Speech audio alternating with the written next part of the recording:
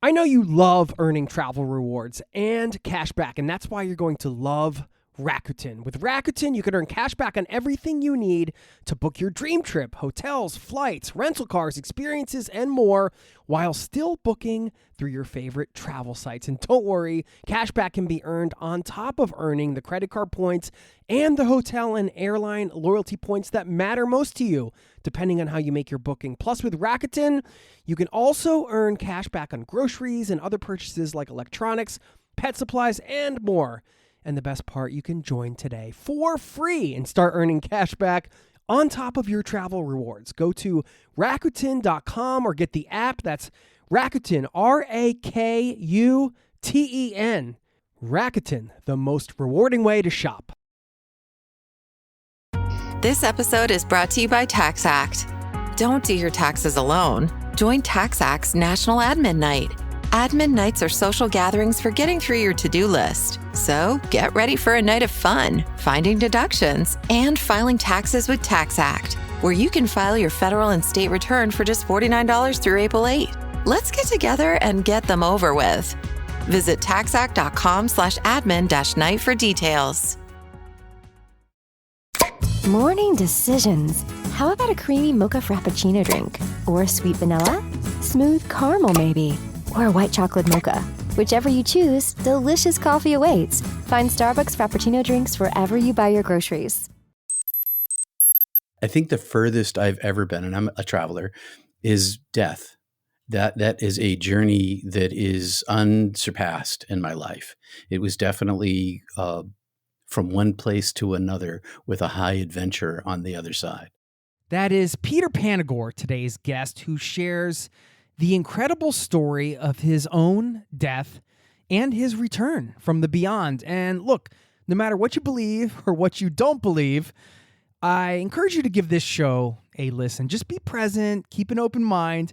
I'll share a bit more about near-death experiences and why I think they're important stories to share. For now, get ready to go on the biggest journey of all, the journey to the beyond. Welcome to the Zero to Travel podcast, my friend.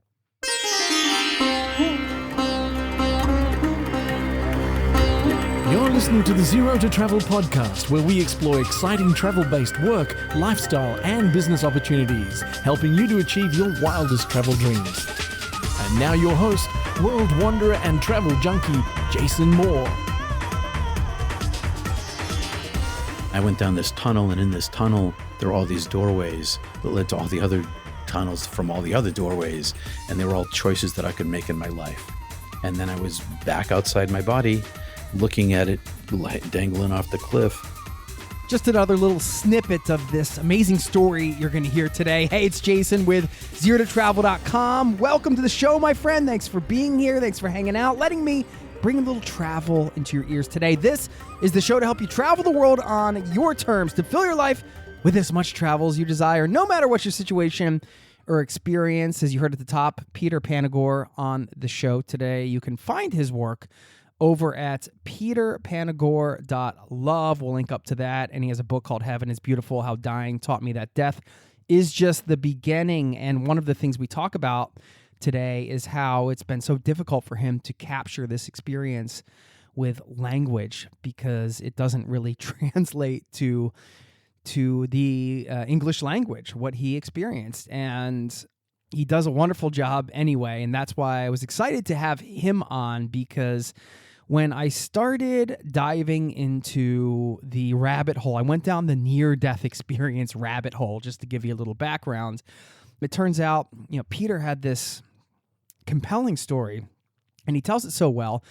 And it's been heard by millions of people through, YouTube interviews he's done, things like that. But I was thinking, does this make sense for the podcast? To me, it does. I'm fascinated by it. And we talk about travel. I mean, is there any bigger journey we take than the journey to the other side? And whatever your beliefs, I can almost guarantee you're going to be captivated by this tale. And this is not meant to be about religion or anything like it. This is just one man sharing his first near-death experience. He's actually had two, and you're going to hear the second one in part 2 of this podcast, which I'll publish later this week. But you're going to hear the first one today. And after I was down this rabbit hole, I thought, well, Listen, if there's humans out there who have died and actually returned to tell about it, I'm curious. I want to hear those stories. And it turns out I personally found a lot of hope and a lot of comfort in these stories. And, there are a lot of common objections when you're talking about near-death experiences. I mean, just for an example, one is,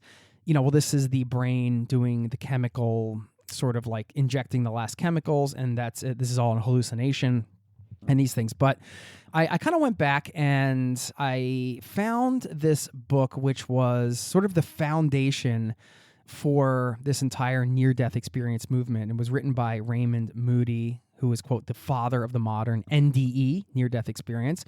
And the book he wrote, called Life After Life, was originally published in 1975. It is, quote, the groundbreaking study of 100 people who experienced, quote, clinical death and were revived, and who tell in their own words what lies beyond death.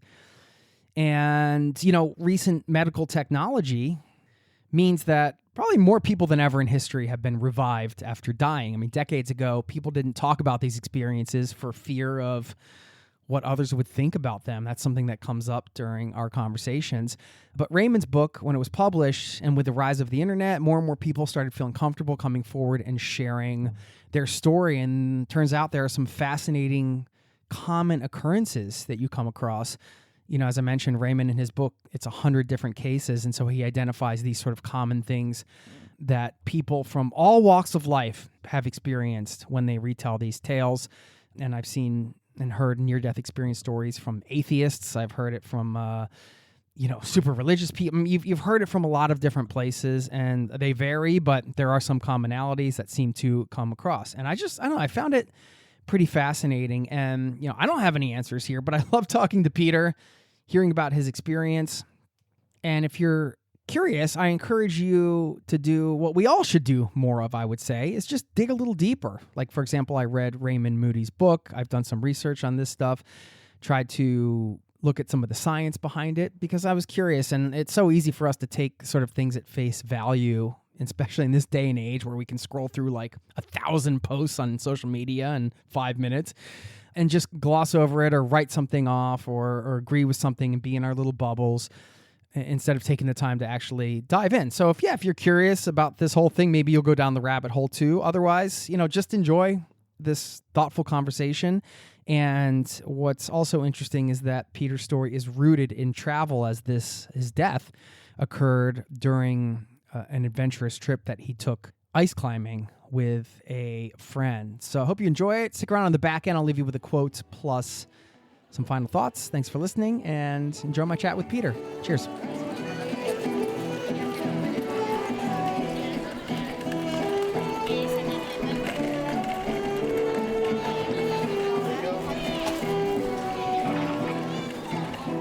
Peter Panagore, welcome to the Zero to Travel podcast, my friend. What a pleasure. Hey, Jason, I am so thankful that you asked me from across the Atlantic to meet you this morning or this evening, depending on where you are. I first heard your story on YouTube somewhere when I went down the near-death experience rabbit hole that runs deep, man. It runs deep. So then I had to buy your book and read it. The book, Heaven is Beautiful, How Dying Taught Me That Death is Just the Beginning. Yeah, then I thought, well, I got to reach out to Peter. We got to have him on the show. This is something we've never talked about on the show. You might think, well, what does this have to do with travel? I mean, kind of everything in a way. Doesn't death have to do with life? It all kind of goes hand in hand. What was fascinating to me after reading your book, and then afterwards I read the Life After Life book, which is written by Raymond Moody, who coined the term near-death experience. It covered 100 different people who experienced quote-unquote clinical death. And then there were a lot of commonalities there, and some of those appear in your story. I guess where to start is a tough question, but in terms of your work, you say you're a spiritual counselor. What does a spiritual counselor do? Well, I help people integrate their wild, mystical experiences.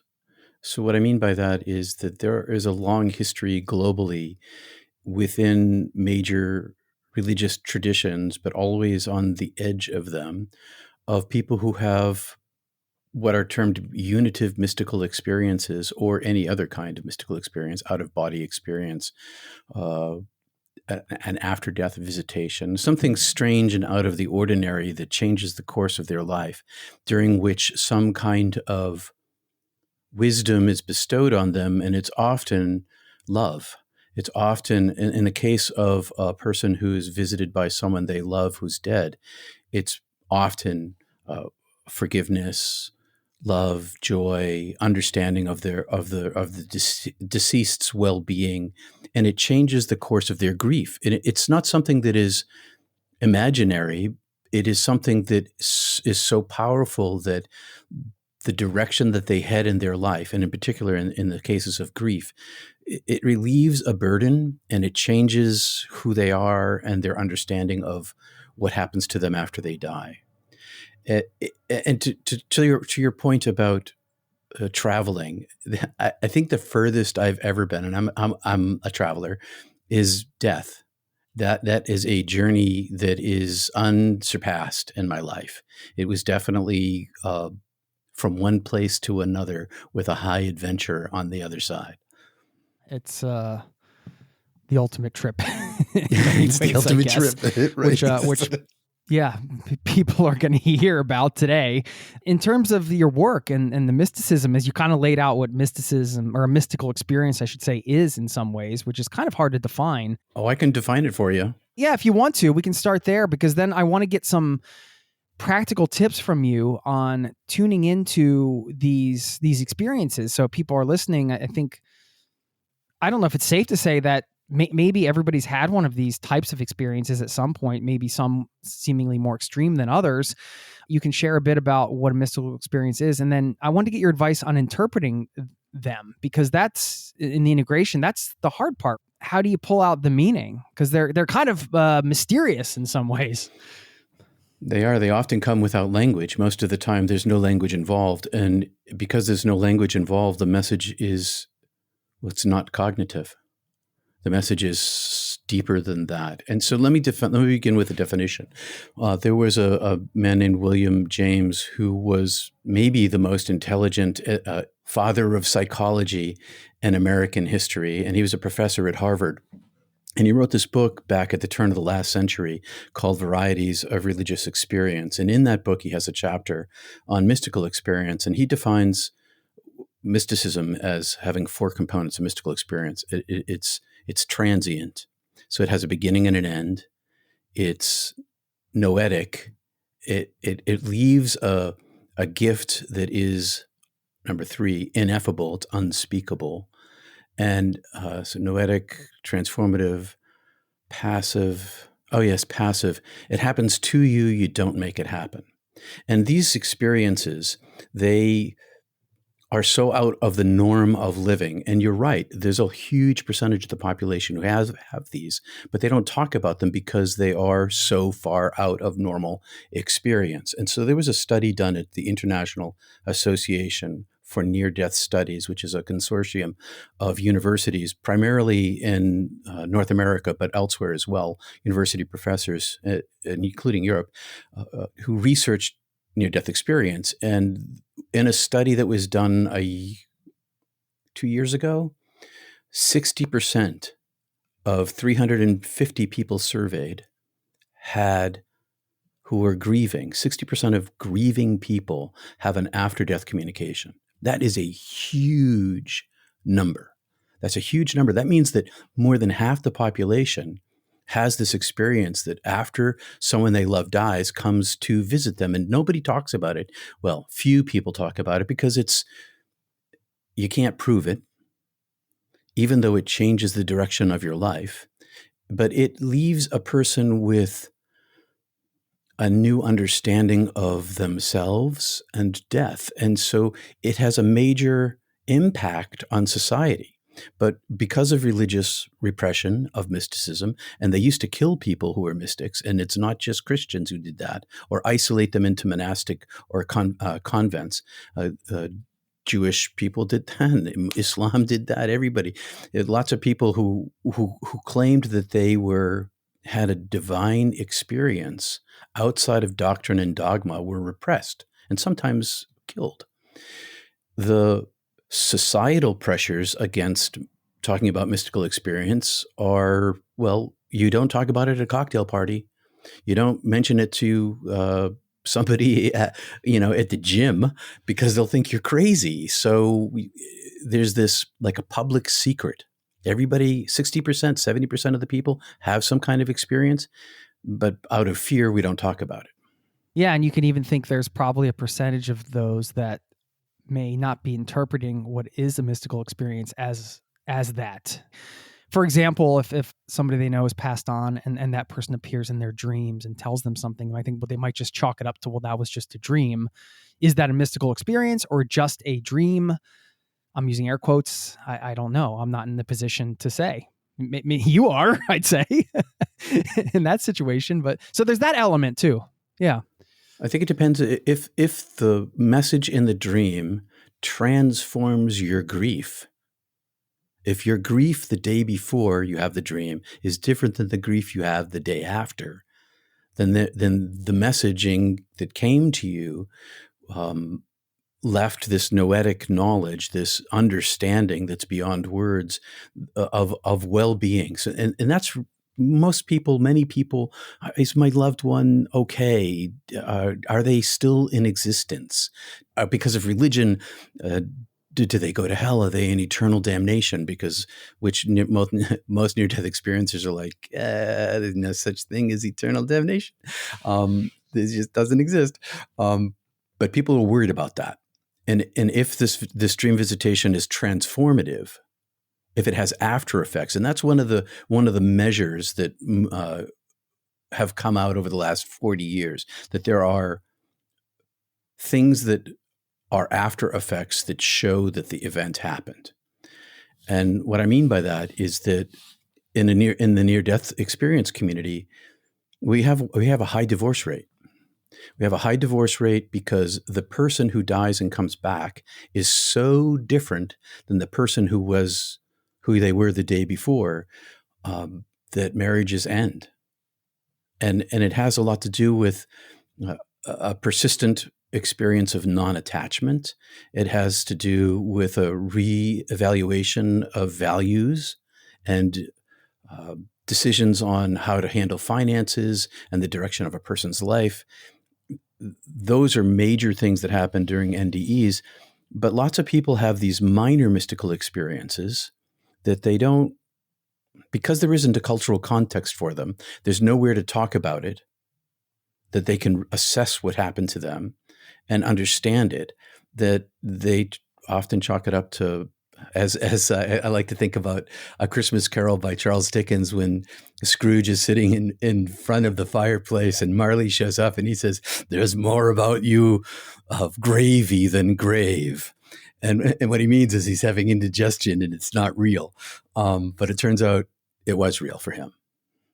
We'll get back to the interview in just a moment. I know you love earning travel rewards and cash back, and that's why you're going to love Rakuten. With Rakuten, you can earn cash back on everything you need to book your dream trip, hotels, flights, rental cars, experiences, and more, while still booking through your favorite travel sites. And don't worry, cash back can be earned on top of earning the credit card points and the hotel and airline loyalty points that matter most to you, depending on how you make your booking. Plus, with Rakuten, you can also earn cash back on groceries and other purchases like electronics, pet supplies, and more. And the best part, you can join today for free and start earning cash back on top of your travel rewards. Go to Rakuten.com or get the app. That's Rakuten, Rakuten. Rakuten, the most rewarding way to shop. This episode is brought to you by Fandango. People say fans are too distracted these days, but the truth is, when a great movie hits the screen, you show up, you stay glued, invested, part of the story. And without fans like you, there'd be no cinema magic, no shared moments. So head to Fandango.com to get tickets, stream, or rent or buy top movies and series. Fandango loves fans. Now, back to the show. Well, I know you've shared this story many places, many times, and I would love for you to share the story of your first near-death experience here so people can if they've never heard one before, I found yours very compelling and gripping. Also, there is a travel element to it, which was another thing that kind of drew me to your story. Before you dive in and share it, I'm just wondering, do you find in the retelling of it over the years that what keeps you kind of going and putting yourself out there and telling the story? Excellent question. Thank you for asking that question. I came back with a compulsion.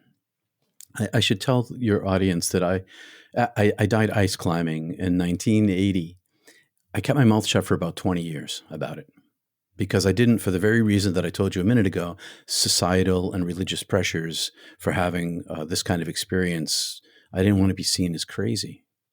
But from the moment that I came back, I had this deep compulsion to be a conduit, a communicator, a proclaimer of the reality of love and light that awaits us when we die.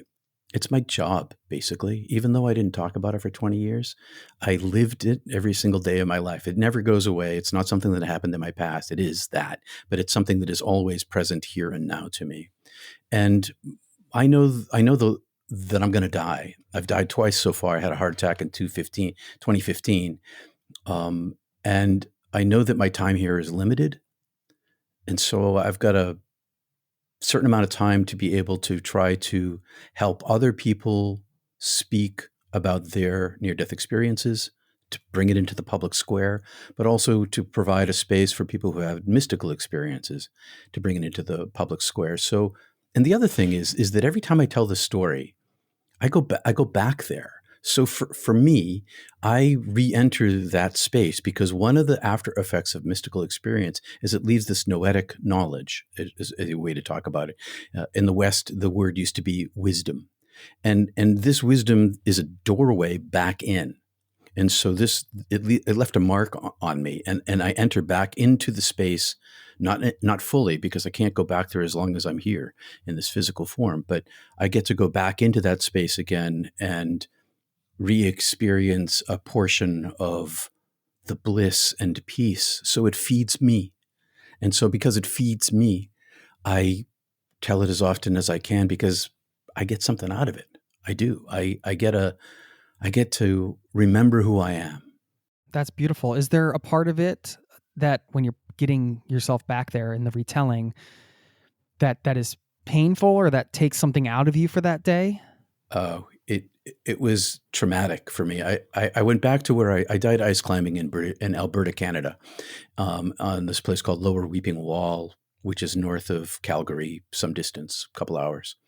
And until I went back there in 2016 and faced my trauma, it left me with PTSD. I couldn't tell my story without crying. I was like an emotional wreck, and sometimes like right even now it kind of comes back up on me because the trauma of the terror of the night.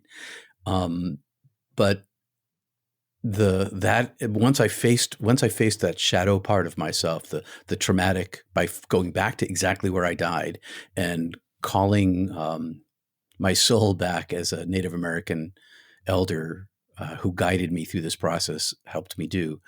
It's not as painful as it used to be, not nearly. Wow. Okay. Please, if it's okay, I know it's sure, no, it's a big good thing to share, and we so appreciate you investing the time and energy here to do it, and would love to, for you to share the story. Thanks, Jason. I'll keep it fairly tight in the interest of time. But I was an undergraduate on national student exchange from UMass, University of Massachusetts, Amherst, to Montana State University in Bozeman. And I went on this year exchange partly to go backpacking and I was on the National Ski Patrol. And so I got a volunteered position at Bridger Bowl, which is this big mountain in Bozeman. So I went to go out west to go ski and to go backpacking in the wilderness areas. I went all over the place, all over Montana. But my sister had run away when I was 14, and it disrupted my family life significantly to the point of me not wanting to be there. So I left. And come spring break, I didn't want to go back to, I'm from Boston area. I didn't want Boston, Massachusetts. I didn't want to go back to Boston to see my family. I just didn't want to be in that bath of turmoil. So I went to the outdoor club and I found a fella who had planned it was a 2-week vacation, spring break, 2 weeks. So he had planned a 10-day trip, plus or minus, to British Columbia and Alberta and the Rocky Mountains in March in Canada, 10 feet of snow on the ground, to go snow caving, backcountry ski snow caving with 70-pound packs and skiing out into the wilderness to this place called Mount Assiniboine, and then ending the whole trip with a 1-day ice climb. And I'd been a backpacker and a mountaineer. I'd been up to 14,000 feet a bunch of times and done all sorts of rock climbing and cliffs, but I'd never been an ice climber. But winter was my element. I was in the ski patrol, and I'd been winter camping since I was a kid in Boy Scouts, and I did that all the time. And I stayed in the Boy Scouts in the larger scouting long after everybody else in my peer group left, just so I could go camping. So I was an outdoorsy kind of woodsy kid. So we went on the snow caving and we had some adventures there. We learned to trust each other because this is deep wilderness and there's nobody going to come to rescue us. There's no such thing as cell phones at this point. There was no way to contact anybody. But we had this adventure out skiing, and then we came back into this ice climb. And I'd never been an ice climber, but Tim had been certified as a lead climber. I can't say it was the summer. It must have been the winter before. But he had just completed the course. And I was a bit of a mountain goat. I was good on my feet and very well coordinated and not afraid of heights. So we made this ascent, and I made a mistake. And to begin with, I convinced Tim to allow me to climb with an axe and a hammer. And the hammer is only this big. The axe is much bigger. If you've ever seen ice climbers, you get a big swing with the axe, and you can set the axe in the ice, and then you can let go of the handle because it has a strap to support you on the wrist with a little bead that runs down this nylon tube so that you can rest. But with the hammer, there's no resting. It's the strap is dangling off the end of the hammer, and you don't get to swing up the distance of the length of the shaft. So my climb was significantly slower than everybody else's. And Tim wasn't in favor of this, but I talked him into it. And I made this climb. The hammer was, I should say what the hammer's for. The hammer's for chipping ice so that you can set the ice screw, which has these points on it, into the ice, and then use the hammer as a lever to turn it in and turn it out. So it's a chipping, like a screwdriver sort of, or a lever like a wrench. So I'll spare all the high adventure details, which involved us getting to the top of the climb after sunset. As the sun went down, temperature dropped about 30 degrees because of the slowness of my climb. Hypothermia set in immediately. We're about 500 feet up. And through the night, hypothermia continued to advance. We knew that we were in a life or death situation where we were going to probably die. So we were going to either die staying in the place that we were at, or we were going to die fighting to get off the mountain. So we decided to fight to get off the mountain. And I probably weighed maybe 150 at the time, maybe 160. Very fit, no extraneous fat. I was, in my early 20s. We had run out of food. And so my body actually began to consume itself as the night went on because I had to force myself to keep going. So I had this amount of energy that was in my body pressed up against the continually falling temperature in the dark, making traverses and rappels on the ice, hundreds of miles from rescue. There were 2 cars that went by on Icefields Parkway that night. And one of them actually stopped because it was the warden who came to look for us. But at that point, we were making our way down, and he thought that we were safe, and so he left. But we weren't safe, as it turns out. So we made it all the way over to the last rappel. And at this point, we're about 100 feet up or so. We're clipped into the mountain. There's iron pins epoxied in with rings and carabiners and nylon tubing and tied in a square knot, like a strap that I'm hooked into with a carabiner on my harness. So I'm not going to fall. First time all night. We're not going to. And we were traversing on these like narrow paths with a 300-foot drop to our left kind of thing. So we're now safe from falling. We're on a ledge about the size of a boardroom, half the size of a boardroom table, with a mountain in front of us, and the river off to the Saskatchewan River was right off to our left. We're maybe 100 yards from it. I'm not sure what that is in meters. And the Icefields Parkway was right down to our left too. And I had the rope. And by this point, my hypothermia had gotten to the point where, and my frostbite and my freezing, my feet had been on fire all night. Like I was walking on a hot bed of coals, because cold is like touching fire.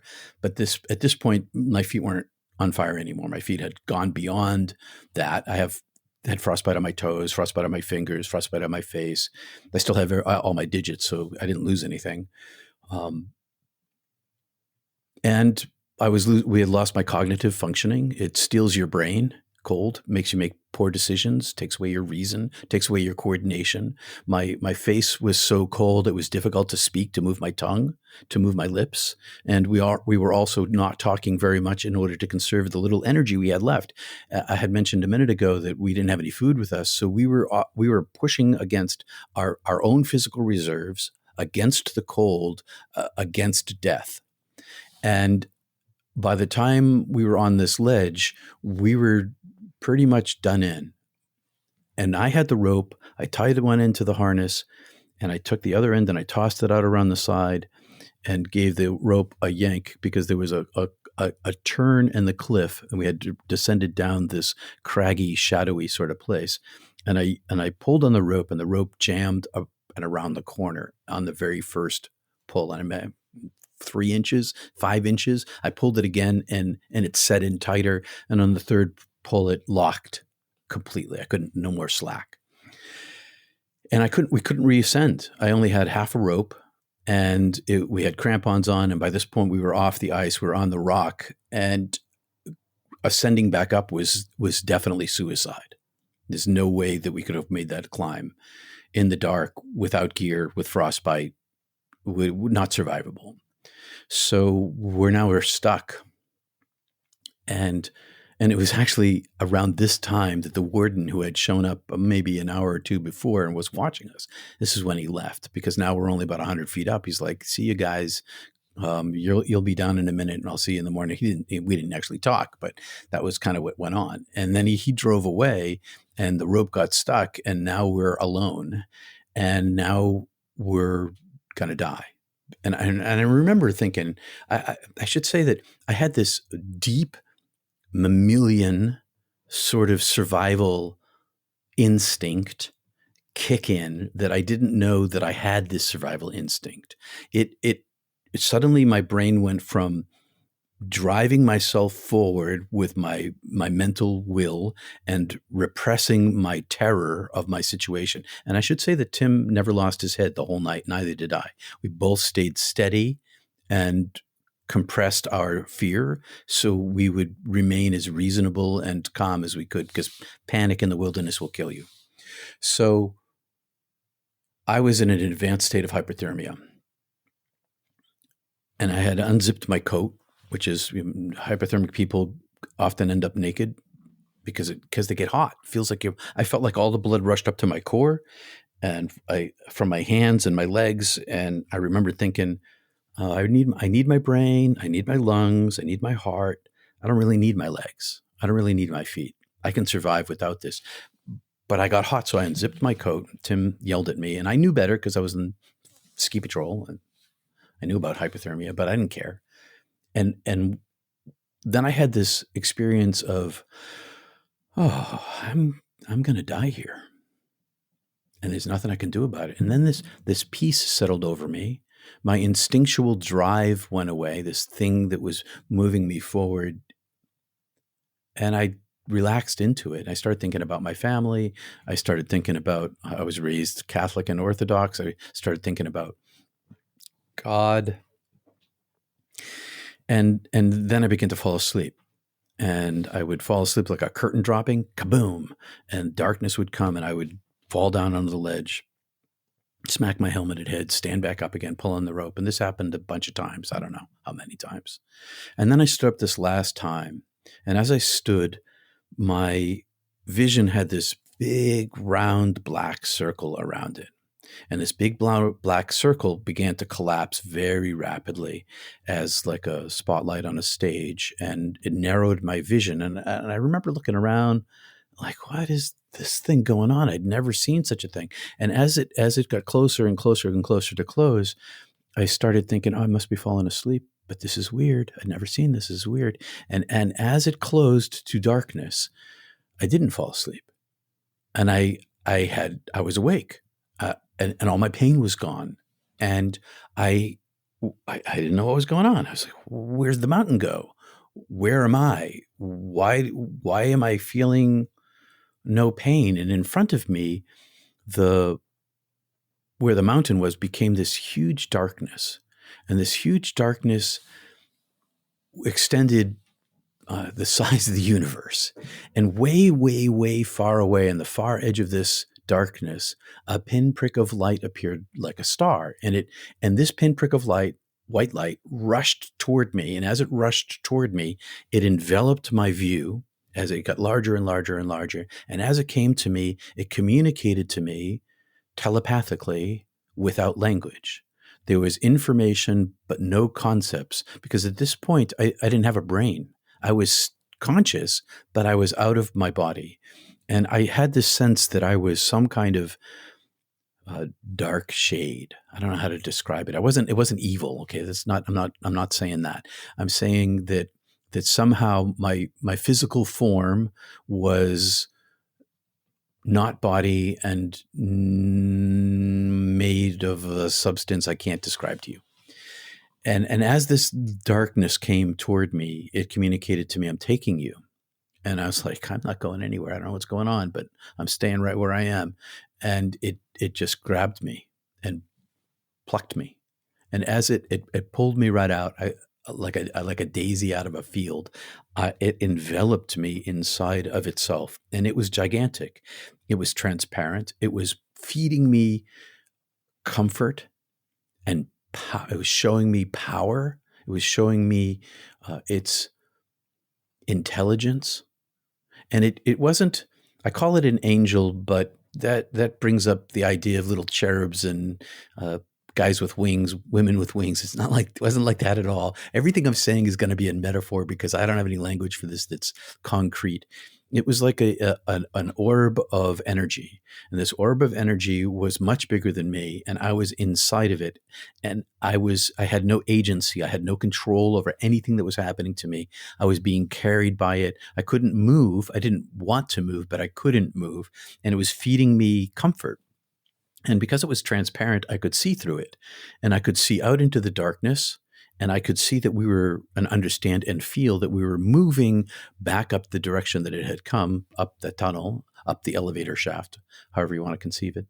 And I was bilocated. I had a second perspective. I was also like an individual eye in the darkness itself, seeing this being carrying me up to where it had entered. And when I looked for it from inside the entity, I couldn't see me, but I could see me looking at me. I was in two places at once. It was like I had a God's eye. I could see through God's eye seeing me.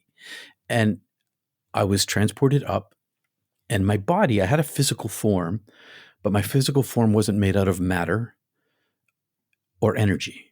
I call it a light body, but that means people think about electric lamps, and it wasn't that kind of light. Or photons. I consider myself as being made of photons at that point. But there was nothing in this realm that was at all comparable to Earth and to our universe. We'll get back to the interview in just a moment. Now, back to the show.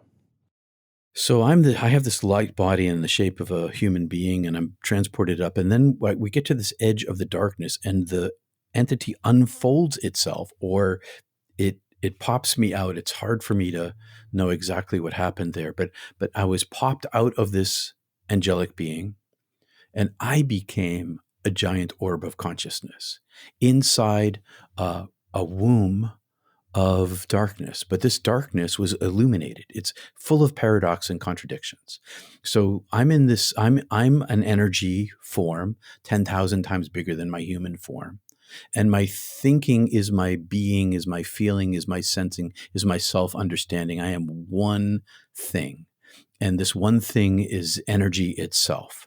And it was as if I had 10,000 eyes and I could see in every direction at once. And I was in this illuminated darkness way far, far in the distance, a septillion light years away. That's just a number I'm making up. Was a layer of darkness that I couldn't penetrate with my consciousness. I couldn't see into this darkness. But inside of this womb of illuminated darkness, I knew myself as me. I understood that this consciousness had always been me. This was my true self. I had never been a human being, not really. I'd been visiting a human being, living as one, but this was me. And I understood myself as this, and I was alone in this entity, this darkness, this vast womb. But I was content and unafraid. I was in a minor state of comfort. And as I was there, the darkness itself opened. And as the darkness opened, this light poured in like a waterfall, like Niagara Falls. And it was pouring down, and it was pure white light simultaneously. So it was one white light. Simultaneously, it was 10 billion times a septillion individual particles of multicolored light, greens and blues and yellows and reds and infrareds and ultraviolets and x-rays and a million other colors and radio frequencies that we don't see with our human eye. And so it was these two things at once. It was this many and this one. And it wasn't flipping back and forth between like a leaf in the wind. It was both at the same time, which is part of the paradox of it all. It was singularness and many at once. And it was the most beautiful thing I'd ever seen. And I was seduced, attracted, desirous. I wanted it. And so with thought, as soon as I thought, oh my God, it's so beautiful, I moved, and I wasn't thinking in language either. But I should clarify that. I didn't have a brain, so I didn't have any language. Language is a construct of the human brain, and no brain, pure thought. So I wasn't thinking in language, but I talk about it as if I was. So the most beautiful thing there ever I've ever seen, and I move toward it. And as I move toward it, it moves toward me. So I move with thought. And as I come up to it, I touched it with my energy. So my being, and I opened, and it poured inside of me. And it was the first experience of it was that it was all life. And when I say all life, I don't mean just insects and mammals and fish and birds and humans. I mean every living thing that ever existed all at once. And it was the all life, the all creator, the being of all. And it poured into me and expanded me and surrounded me. And I talk about this in a sequence, but it's timelessness. There's no time here. There's no forward and backward. It's all time at once. And I knew that it knew me. It turned its eye on me, and it saw me for my human life that I had just lived. I saw it calling me into being, calling my name, not Peter, but my soul name into existence everlastingly, always in the now. And I know that that's a little contradictory, but I can't explain that. And then I went through this, what I call in the book hell, but what I've come to reword that as purgatory, even though I'm not a Catholic anymore, because it was a transitional state in which I went through in my life review, which often happens to near-death experiencers. My life review involved being inside of the people that I had hurt in my life and being in the experience that they had while I was hurting them and feeling their rage, their jealousy, their anger, their woundedness, feeling all of their reactions to the pain that I caused them from their point of view, while simultaneously experiencing my point of view for causing them that pain. And it went through all of the pain that I'd ever given away. And so I was inside my family, mostly sisters and brothers and brother and mom and dad, but also my friends and people I didn't know, strangers I'd encountered. I experienced their pain that I gave them and juxtaposed to my rationalizations or emotional states for causing that pain. And it turned out that the pain that I had given them was 10,000 times greater than I thought it was. And it was all mine. It wasn't theirs. It accrued to me. And so I had this experience of deep, I saw how much pain I had caused in the world, and I had this experience of deep shame. And I wasn't judged. So, there was nobody up there judging me. I experienced infinite love and mercy and welcome and healing and wholeness and forgiveness while I was experiencing this shame. So I had this comparative going this way because the purity and unlimited nature of the light in comparison to my humanness. And so no one told me I was bad. I just saw that I had caused pain, and that in the divine there is no pain. And so it was a cleansing for me, because as soon as I began to listen with the ear of my heart, I began to hear the love and the forgiveness. And as I began to listen to that instead of to my own pain, I was infilled and expanded with this love. And simultaneous to that, I got to see all of humanity's equality of causing suffering. And so there was no one person's worse than the other. There was just this, everybody's less than pure. Everybody has this equality.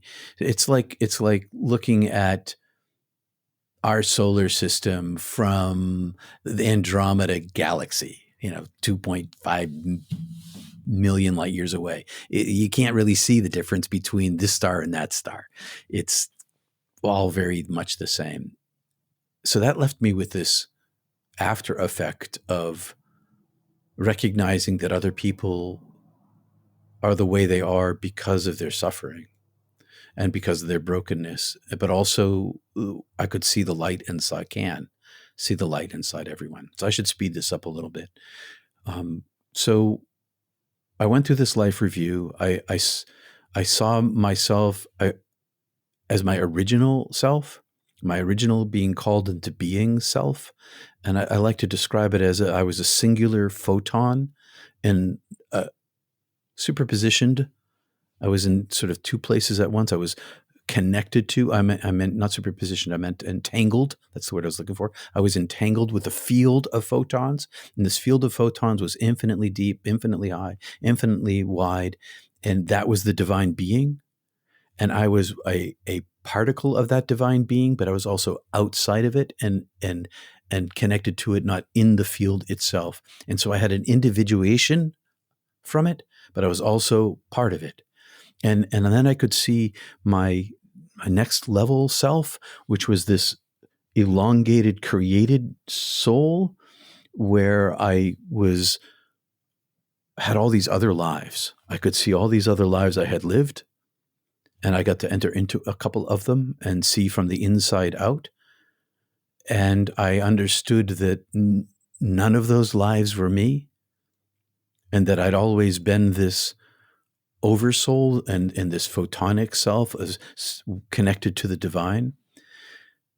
And as this happened, I was expanded and expanded and expanded and got bigger and bigger and bigger and poured in with more bliss, love, beauty, peace, joy, understanding, knowledge, awe, paradise, love, light, beauty. I was bigger and bigger and bigger to this point at which I thought I would fold back into the field of photons and be no longer individuated. And as I got to this edge of expansion, I then was reduced again, and I asked, am I dead? And the voice said, and this voice had no sound, and it was the fullness of this dark, illuminated darkness. It was, the whole thing was the divine being. And it said, yeah, you're dead. And I said, well, I can't die right now. What about my family? Mom and my dad, my sister's vanished. My mom's pretty broken. Dad's angry as a result. And as I said that, I was swept across heaven to the edge of where heaven ends and our universe begins. And I was poked out a little bit into our universe, and I saw all of our galaxies up and down and around, and could see the vast distances between them. And my attention was brought back to the origin of our universe. And I could see the same darkness that I couldn't penetrate into with my consciousness that was so far away, that out of that darkness was pouring light.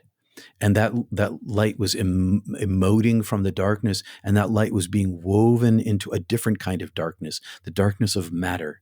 And inside the darkness of matter, this light was the foundational energy of its creation, and it pervaded everything there was, all of the galaxies, all of the stars, all of the planets, all of the space in between the galaxies.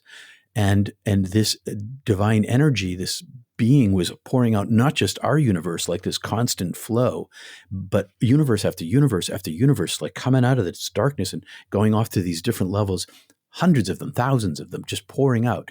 And the totality of all of it became aimed at me as it spoke.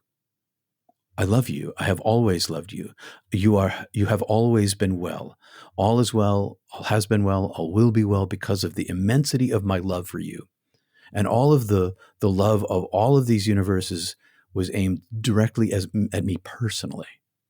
And I had this infilling of unconditional love that is so expansive that it pervades all of life, all of inanimate life, all of inanimate objects, and all of living beings.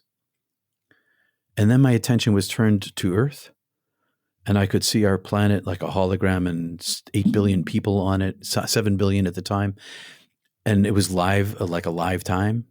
I could see the people doing things. Half the planet's in darkness and they're sleeping, and the other half the planet's in light and they're doing things. And inside of every single human being, there was this golden speck of light. And nobody could see this light like I could see this light inside of everybody, because in between, over covering, was this huge, thick foam, this fog, this shroud through which no one could see the light that I could see. And I understood that the fullness of the love that the divine had for me was exactly the same as it had for every single person. And the voice said to me, all is well, all has been well, all will be well. Nothing is lost to me. That all things unfold back in. And because all things unfold back in, you don't have to go back. You don't have to go back to your family. You welcome, come home to me.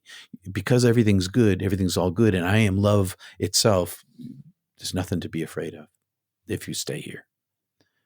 And I then saw my parents, their faces, A, and their faces, B, mom and dad, and I saw their lives without me and their lives with me if I went back. And without me, they were going to have an immense amount of suffering, and it was going to be terrible, terrible, terrible, losing 2 children.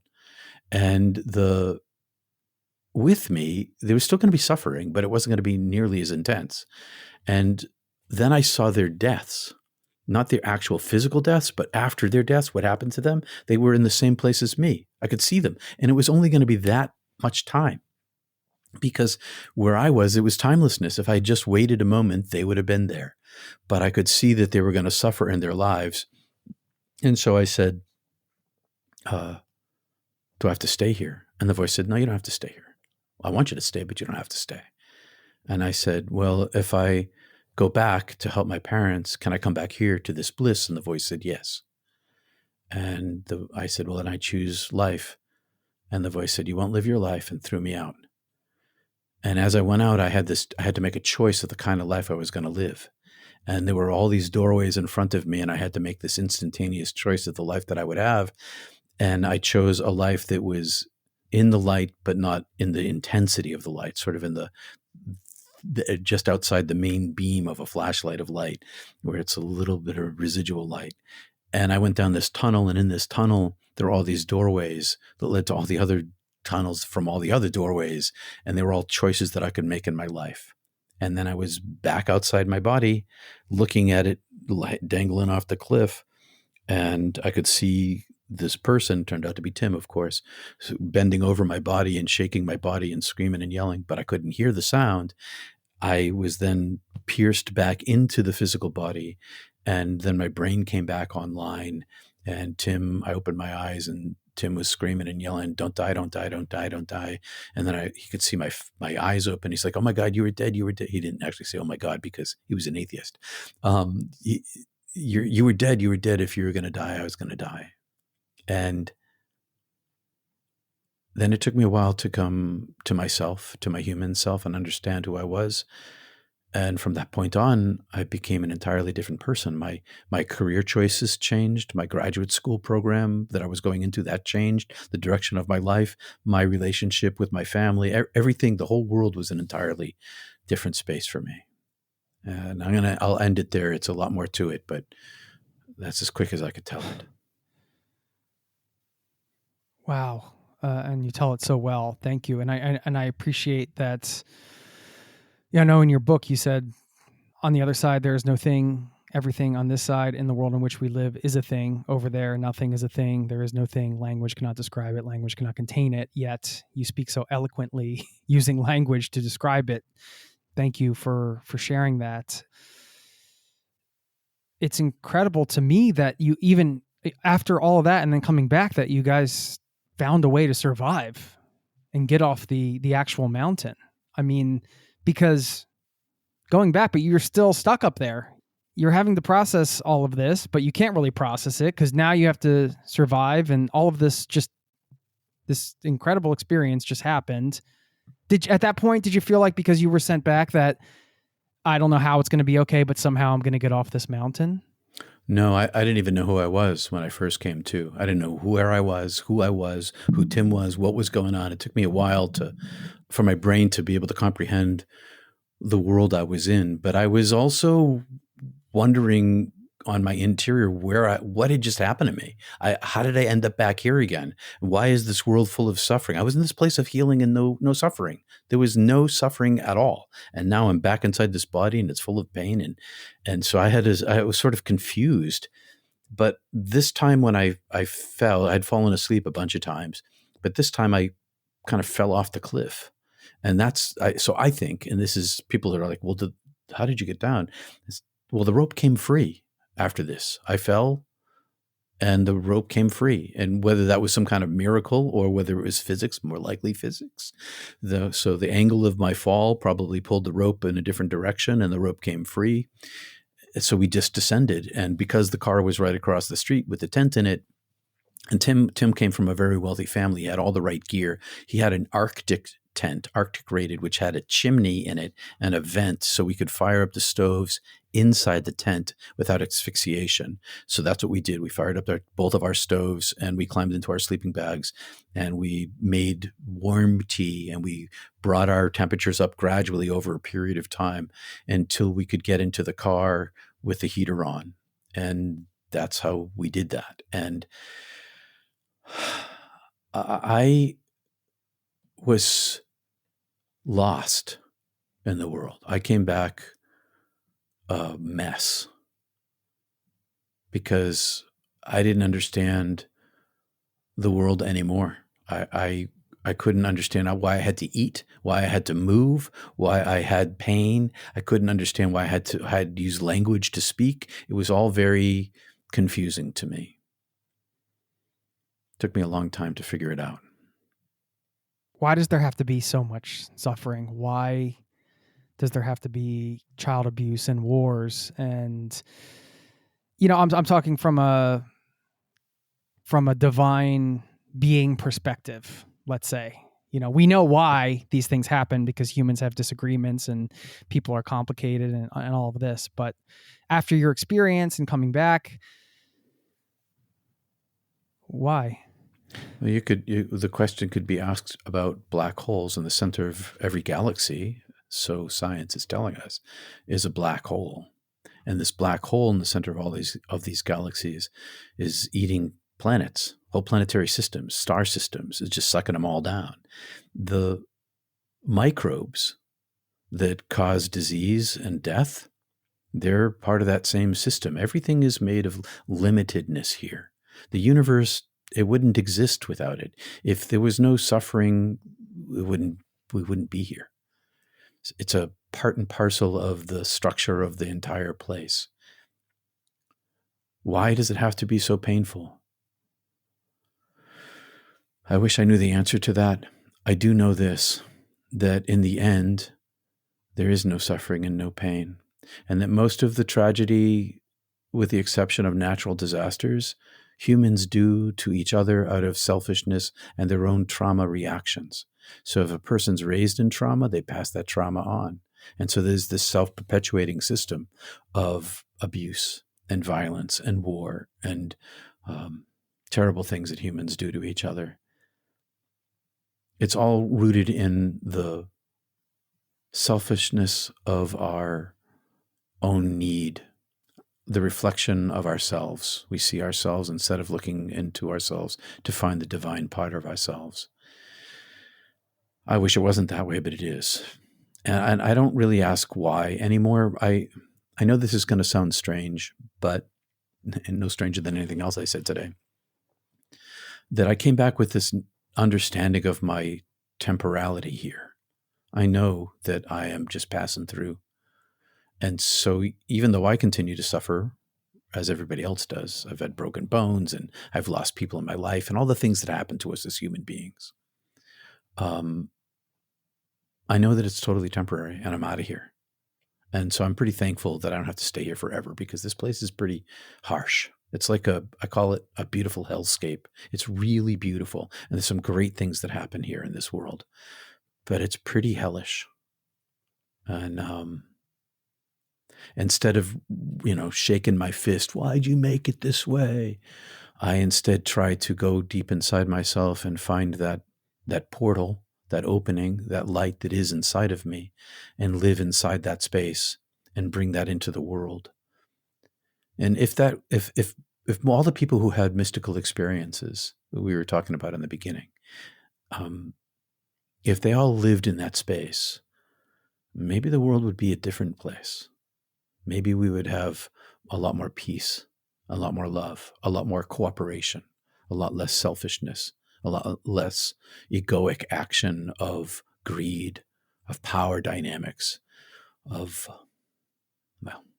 humans are pretty narcissistic as a species. I know you're tight on time here. No obligation, but perhaps we can schedule a follow-up at some point I have so many more questions and things I want to talk to you about, but I know you got to run. Do you want to share with everybody where they can find your work, or the best place to go? Loved the book, by the way. You can mention that again as well. I'm at peterpanagore.love, peterpanagore.love. I have a little YouTube channel, and I work on that. So you can reach out to me. I'm very communicative, and I'd love to come back on with you, Jason. I'm sorry I had to run this morning, but I'd be happy to meet you whenever you wish. So count me in. Thank you. I so appreciate your willingness to share and take your time to do this. Can you leave us with something here as we close out this episode? We'll call it, but we're going to get a part 2 in here for you at some point. Is death something we should think about every day? I mean, not everybody has had a near-death experience. Obviously, we've just heard yours. In terms of, I find death to be a motivator for life, and I often think about it as like I'm morbidly happy, right? Like I think about it quite a bit, but in a way that kind of motivates me and inspires me to live my best life. Do you have any thoughts around that? Oh, I sure do. I came back thinking I'm going to have as much fun as I possibly can in my life. And so that's the way I live my life, which is why I've widely traveled and go on as many adventures locally as I possibly can, because why not? I can have a lot of fun. And so that's what I do. So enjoy it. I use my knowledge to have the best time that I possibly can while I'm here, because it is kind of a hellscape. So enjoy your life, travel, go for adventure, live with gusto, have some grit. What other sayings? But mostly love, love, love. That's really what it's all about. Love is the only treasure you get to carry with you across that divide. Thank you, Peter. Thanks, Jason. Peace to you.